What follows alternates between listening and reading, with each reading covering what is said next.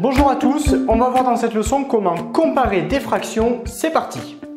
Pour comparer des fractions, on a la même obligation légale que lorsque l'on additionne et soustrait des fractions, c'est-à-dire que l'on doit réduire au même dénominateur les fractions. Ensuite, lorsque ce travail est fait, il ne reste plus qu'à comparer les numérateurs des fractions. Commençons de suite avec un premier exemple pour lequel on souhaite donc comparer les fractions 8/12 et 3/4. Ici, je n'ai pas le même dénominateur pour les deux fractions, donc premier travail ici, avant de comparer les fractions, c'est de réduire au même dénominateur les fractions. Alors j'ai réalisé spécifiquement une leçon sur comment réduire au même dénominateur les fractions, donc n'hésite pas à t'y référer si besoin. Bon, ici, il faut donc que dans un premier temps, que je trouve un dénominateur commun aux deux fractions.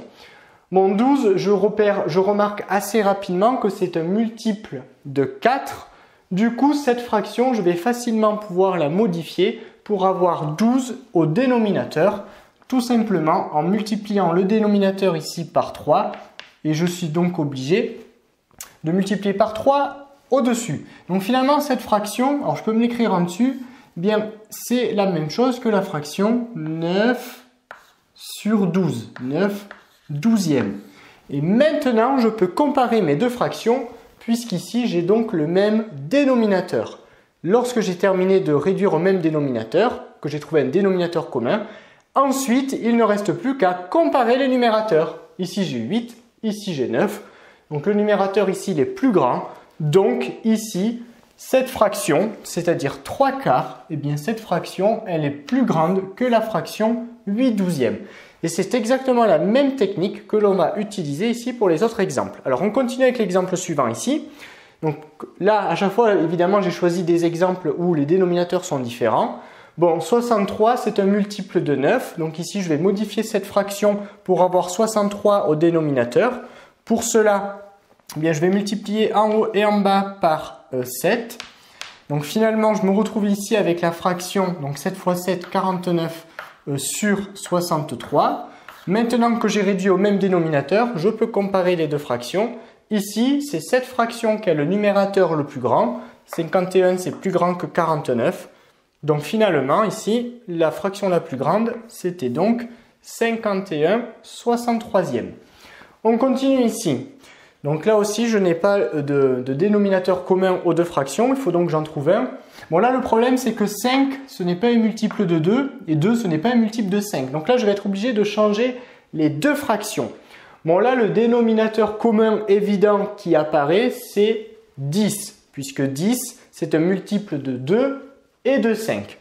Alors on va déjà modifier cette fraction, donc on va faire en sorte de la modifier pour avoir 10 comme dénominateur. Donc pour le coup, eh bien ici je vais multiplier par 5 et je vais faire la même chose en haut. Donc en bas au dénominateur j'ai bien 10 et en haut 5 fois 3 15, 5 fois 1 5 plus 1 6. Donc ici j'ai donc 65. Donc 13/2 c'est la même chose que la fraction 65/10. Je vais également modifier cette fraction là pour lui faire apparaître comme dénominateur 10. Donc celle-là, bien pour avoir 10 au dénominateur, je multiplie par 2 en bas et du coup par 2 en haut. Et je me retrouve donc avec 60 ici au numérateur. Maintenant que c'est fait, je peux comparer les deux fractions. Ici, j'ai le numérateur qui est le plus grand, donc c'est cette fraction-là la plus grande. Et enfin, on termine ici, moins 12 25e et moins 7 15e. Donc là aussi, c'est un peu compliqué là pour trouver le dénominateur commun puisque 25 ce n'est pas un multiple de 15 et 15 ce n'est pas un multiple de 25. Bon ici le dénominateur commun ça va être 75. Donc pour avoir 75 au dénominateur, eh bien ici je vais donc multiplier par 3. Alors pardon, j'oublie pas que ici j'ai le signe moins devant. Pardon, donc on ne l'oublie pas, c'est très important. Alors ici, pour avoir 75, eh bien, je vais multiplier par 3. Hop, que je ne me trompe pas de couleur. 3 pour avoir 75 au dénominateur. Et du coup, je vais multiplier par 3 en haut. Donc en haut, je vais donc avoir 36. 12 fois 3, 36. Voilà. Et de l'autre côté, pour avoir 75, Et bien cette fois, alors pareil, j'oublie pas le signe moins. Alors il va avoir une importance, on verra tout à l'heure. Je vais d'ailleurs le mettre en haut, le signe moins. Moins 36. Voilà. Pour avoir 75, ici, je vais multiplier cette fois par 5. En bas et en haut. Du coup, en haut, je me retrouve avec 35. 35. Voilà. Et là, il faut faire attention. Pourquoi? Parce que les numérateurs ici, ce sont des nombres négatifs.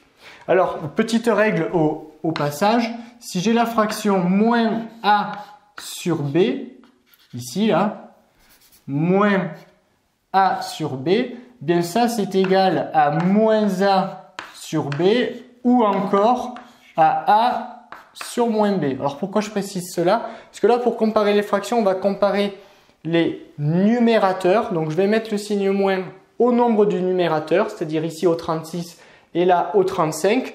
Et on n'oublie pas qu'on on cherche le plus petit ou le plus grand. Mais là, j'ai moins 36, moins 35. Attention, on est dans les nombres négatifs ici. Quel est le plus grand?